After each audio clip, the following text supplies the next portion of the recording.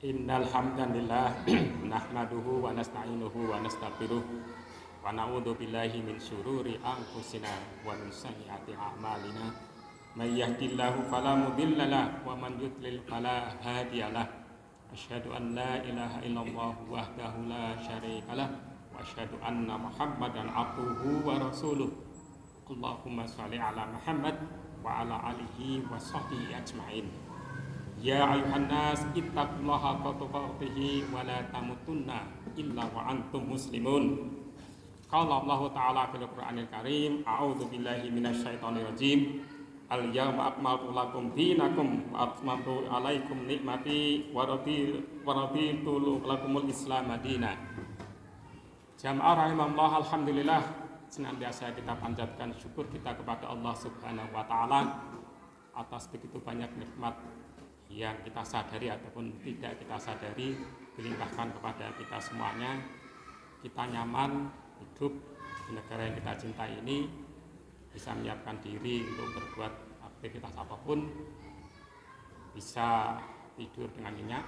Saudara-saudara kita sekitar 7.000 km dari sini itu nyaris tidak ada waktu kecuali suara bom yang dijatuhkan oleh laknatullah Zionis Israel. Semoga saudara-saudara kita tersebut diberikan kesabaran, ketabahan, istiqomah dalam perjuangan. Kita sadar tentu saja bahwa nanti kita akan ditanya bagaimana sikap kita sebagai sesama muslim, sebagai sesama arah kiblat, sebagai sesama pemegang atau meyakini mengimani Al-Quran, mengakui bahwa Muhammad SAW sebagai Rasul, itu menghadapi atau mengetahui situasi yang dialami oleh saudara-saudara kita tersebut sudah lebih dari 2 bulan. Nyaris tidak ada hari, tidak ada waktu tanpa suara bom.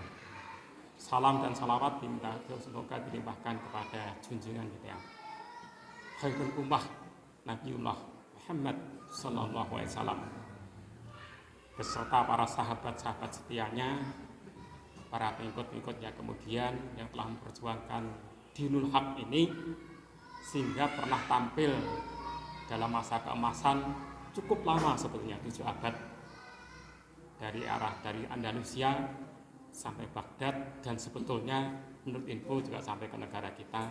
Kejayaan itu pernah dicapai. Itu adalah sesuai dengan janji Allah bahwa umatin ukhrijat linnas. Jadi adalah termasuk makhluk ciptaan Allah yang paling baik, dibuktikan dengan masa keemasan politik yang telah digapainya. Itu telah hilang saja. Kewajiban kita bersama sama nanti pasti juga akan ditanya oleh Allah Subhanahu wa taala yang tadi menurunkan pada bagian dari ayat ketiga surat Al-Maidah, ayat ketiga yang menyatakan tadi kan al-yawma akmaltu lakum dinakum wa raditu alaikum wa raditu lakum Islam madina. Pada hari ini telah kusempurnakan agamamu untukmu dan telah kucukkan kepadamu nikmatku dan telah kuridho Islam sebagai agamamu. Pernyataan Allah itu cukup menarik karena dia tidak dinyatakan dalam satu ayat yang terpisah sebagai bagian dari ayat ketiga yang cukup panjang. Mungkin hikmahnya itu agar kita itu selalu aktif. Setelah meyakini agama yang kita imani ini, kita aktif untuk belajar, untuk memitani, untuk seperti nais kalau bahasa umumnya itu. Dari agama yang kita yakin itu. Allah telah menyatakan bahwa Islam itu telah diridhoi, telah sempurna. Sempurna itu sesuatu yang tidak perlu ditambah-tambah lagi, tidak perlu diubah. Tinggal kita tidak perlu dipilih. Tinggal kita mau melaksanakan atau tidak, seperti itu. Nah, dengan demikian tingkat kesadaran kita untuk melaksanakan itu harus diawali dengan tingkat kesadaran kita untuk mempelajari. Iman mungkin tidak perlu kita pertanyakan lagi, insya Allah. Sebab kalau kita tidak masuk ke dalam agama yang kita imani ini, lama-lama iman itu tergerus. Sama dengan saya ceritakan dari awal, umat Islam itu pernah mencapai kejayaan yang cukup lama, sekitar 7 abad, dan itu luar biasa. Seluruh dunia mengakui belum pernah ada suatu imperium, meskipun Amerika sekalipun sekarang ini atau Eropa Barat, yang memiliki kekuasaan politik demikian luas dari barat Andalusia sampai timur, paling tidak sampai Baghdad, bahkan boleh kita klaim sampai ke Merauke. Itu belum pernah ada, dan itu sekarang hilang. Itu nyata terjadi, catatannya ada, waktunya cukup lama, dan itu hilang. Nah, dengan demikian kita juga meyakini bahwa saudara-saudara pendahulu kita dahulu pasti berdasarkan pada Quran dan hadis menggapai kejayaan itu. Itu telah hilang. Tentu saja ada sesuatu yang perlu kita pahami, bahwa hilangnya kekuatan umat itu pasti atas kesalahan atau kelemahan, kalau kita tidak ingin mengatakan kesalahan, dari kita sendiri. Bukan bermaksud untuk menyalahkan umat terdahulu itu atas kelemahan yang telah dia lakukan, tapi sebagai ibroh, sebagai pembelajaran bagi kita semuanya, kalau kita mau bangkit, dan kita harus bangkit. Kalau tidak, enggak. Kita akan nangis sebetulnya melihat peristiwa yang di Gaza itu, suatu daerah yang sempit, dikepung dari laut, dikepung dari darat, dibom dari udara, dan kita tidak bisa apa-apa karena kita nggak punya kekuatan.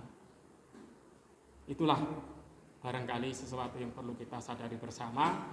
Doa tentu saja minimal, tidak cukup tentu saja, tapi paling tidak adalah kita doakan saudara kita di Palestina itu. Sedekah, saya kira sekecil apapun atau sebesar apapun dengan seperti itu harus kita keluarkan.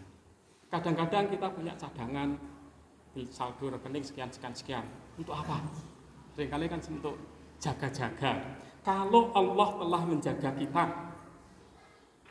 apakah kita tidak meyakini bahwa sesuatu yang ada di saldo rekening itu sebagian itu sebaiknya kita keluarkan untuk saudara-saudara kita, tidak hanya di Gaza, di tempat lain.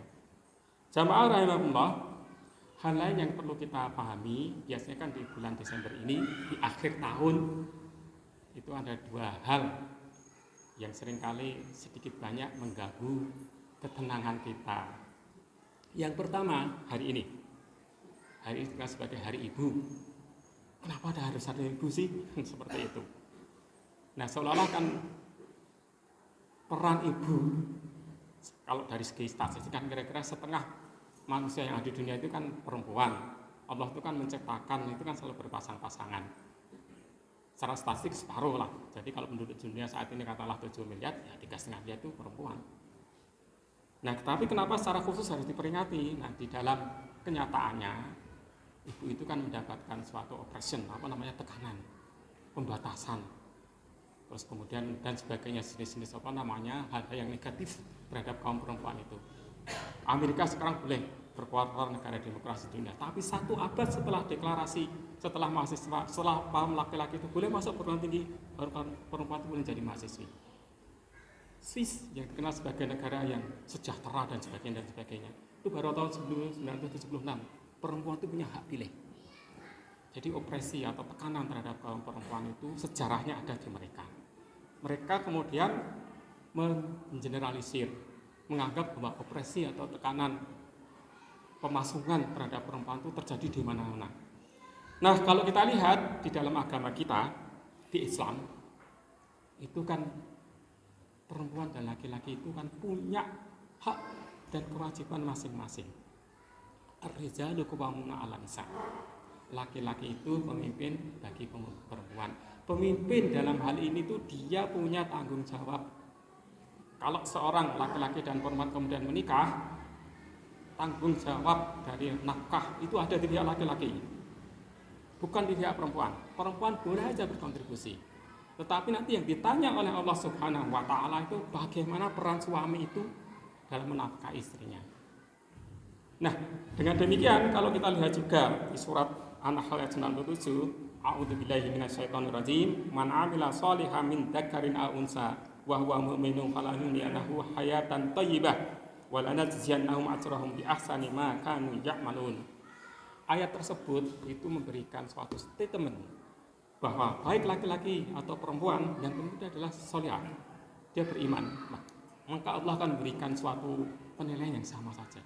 Islam dengan demikian sebetulnya memberikan kedudukan yang cukup tinggi atau sangat tinggi bagi perempuan itu.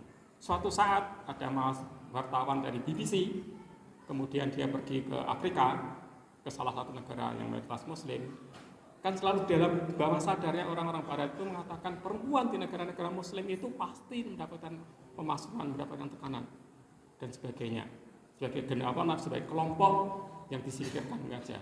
Nah, dia berpendapat waktu itu adalah pas saatnya sholat Id. Dia sebagai wartawati kan dia berada kan pengen melakukan report, berada di bagian kaum akhwat dalam sholat. Dan dia baru sadar bahwa di daerah di mana akhwat itu sholat, itu laki-laki nggak boleh masuk, hanya perempuan. Jadi punya hak untuk menolak laki-laki yang mau masuk ke daerah di mana area sholat itu dikhususkan untuk perempuan. Jamaah rahimahullah, bagi yang pernah umroh ataupun pernah haji dan berkunjung ke Masjid Nabawi, saya pasti juga tahu ada pintu khusus yang diperuntukkan untuk kaum perempuan dan laki-laki nggak boleh masuk. Jadi punya hak dan kewajiban masing-masing. Nah, bagi kita sebagai yang meyakini, yang mengimani ajaran ini, itu harus berani mengungkapkan bahwa yang berbeda antara laki-laki dan perempuan. Dari segi biologis berbeda.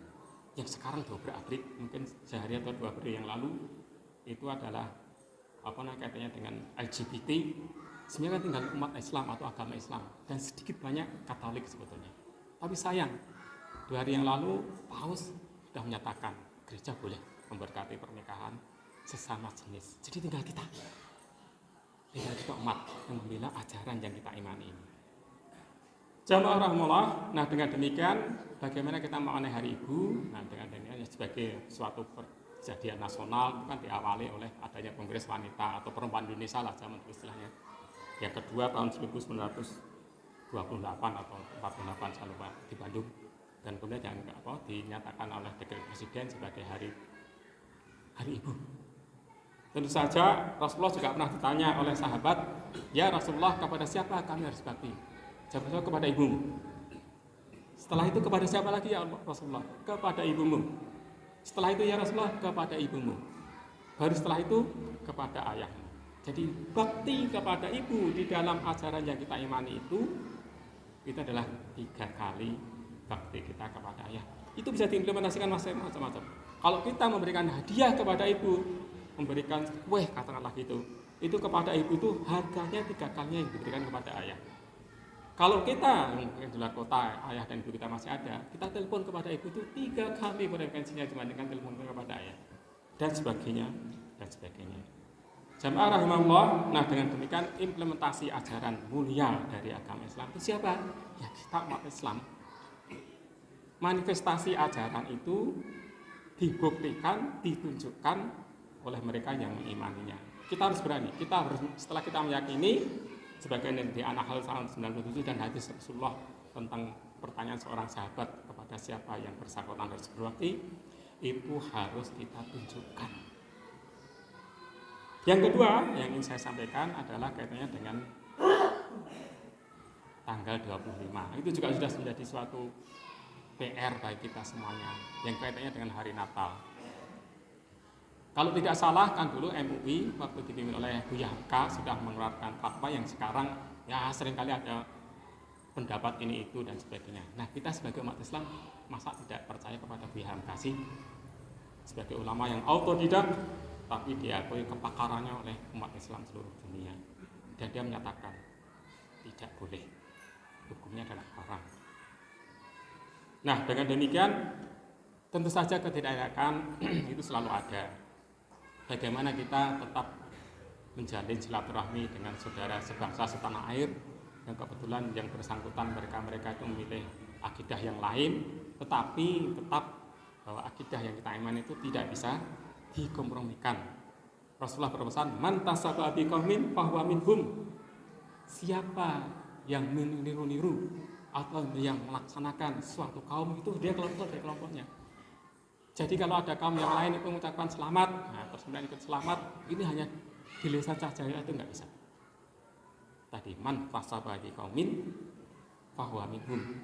Cuma pakai pakaian-pakaian yang menunjukkan identitas hari raya mereka ya nggak bisa. Tetapi bukan berarti terus kemudian kita harus bertengkar dan sebagainya, tidak. Ya, di dalam kita juga semuanya sudah hafal surat Al-Kafirun itu kan salah satu patokan bagi kita semuanya bagaimana kita menjaga hubungan baik dengan mereka tidak harus sebangsa dengan siapapun, dengan manusia yang memilih keimanan yang lain. Rasulullah suatu saat pernah berdiri, ada jenazah yang lewat. Setelah jenazah itu lewat, tanya oleh para sahabat, ya Rasulullah, apakah Anda tahu dia seorang Yahudi? Ya saya tahu, tapi bukanlah dia manusia juga. Itulah ilustrasi seperti itu jarang dikemukakan. Kalau toh dikemukakan, jarang diterimanya sebagai kebenaran dari ajaran yang kita imani ini. Semoga dengan berjalannya waktu, dengan ibadah rutin yang kita laksanakan, iman kita semakin kuat, semakin terang bagi kita mana jalan yang harus kita lakukan, mana ajaran-ajaran yang kita implementasikan, dan mana-mana larangan-larangan yang mungkin agak berat ataupun berat untuk kita tinggalkan. Tapi al-haq is haq dan al-batil adalah al-batil. Aqulu qouli hadza astaghfirullahu li wa lakum.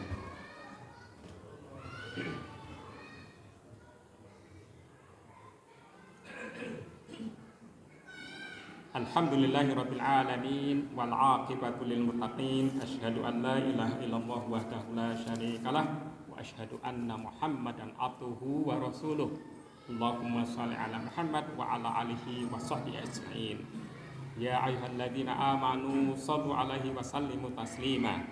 Allahumma ighfir lil muslimina wal muslimat wal mu'minina wal mu'minat al ahya'u minhum wal amwat birahmatika ya arhamar rahimin. Rabbana la tuzigh qulubana ba'da idh hadaitana wa hab lana min ladunka rahmah innaka antal wahhab. Rabbij'alni muqimas shalah wa min dzurriyyati rabbana wa taqabbal du'a. Rabbana ighfir li wa li walidayya warhamhuma kama rabbayani shaghira. Rabbana ighfir li wa li walidayya wa lil mu'minina yauma yaqumul hisab. Rabbana ighfir lana wa li ikhwanina alladziina sabaquna bil iman wa la taj'al fi qulubina ghillan lil ladziina amanu rabbana innaka ra'ufur rahim. Rabbana atina fid dunya hasanah wa fil akhirati hasanatan wa qina adzabannar. Subhana rabbika rabbil izzati amma yasifun wa salamun alal mursalin walhamdulillahi rabbil alamin. Wa aqimus salat.